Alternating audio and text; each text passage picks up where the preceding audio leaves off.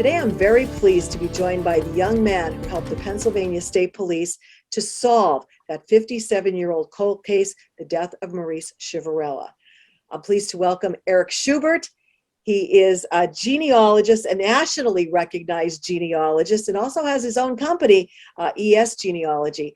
Eric, thank you so much for joining us here today. Your story is amazing, that this young man could help out with the state police and play such an integral role in solving that case.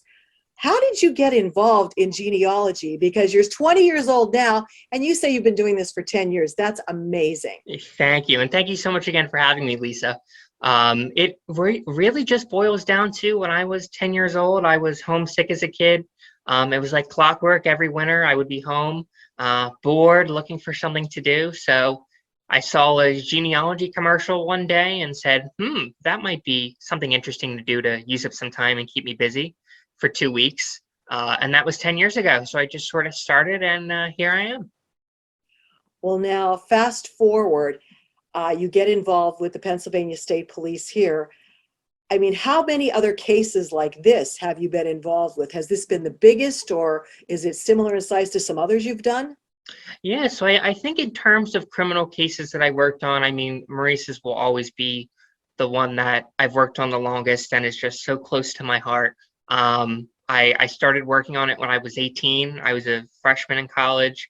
I mean, I went through 3 dorm rooms working on this case. So I've worked on a handful of criminal cases, but I think Maurice's is the one that it took me the longest, and it really means a lot that I was able to help out the family.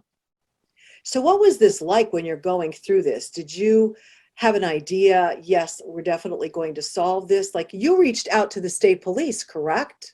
Yeah, so I had, just solved my first criminal case, and it was right around when the pandemic was starting. I had some free time, was looking for something to do, just like I was 10 years ago when I first got into genealogy. So I said, let me just blindly email random police departments and say, if you're trying to use genealogy on your cases, I'd be happy to help. I'm looking for something to do and I have experience. So I saw Maurice's case. I reached out to the state police. I saw that, there hadn't really been anything public in a year or two. And turns out they had been looking into genealogy avenues, and they took me seriously, and I was on the team. This was difficult though, wasn't it? It was very difficult, and I think you always have to be optimistic. I was stressing that I wouldn't have been working on it if I didn't think that I could get it done. So it was a long slog, 2 years, but at the end of the day, it was a great team that worked together to solve it. What did you feel like? Like, what was the emotion going through you when you realized, hey, we did this?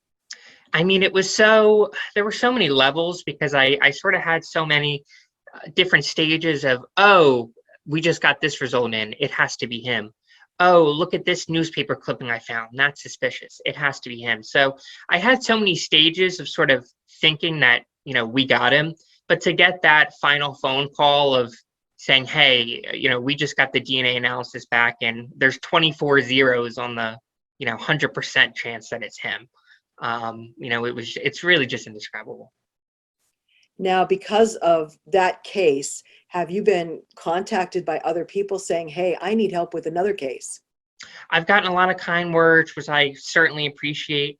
And I'm just so glad that people know that this case is solved, because I think at the end of the day, the most important thing and what I'm most thankful for is, or what I'm, among the things I'm very grateful for is, I hope it gives some hope to people out there and families out there who are in a situation like this and they have a long-standing cold case.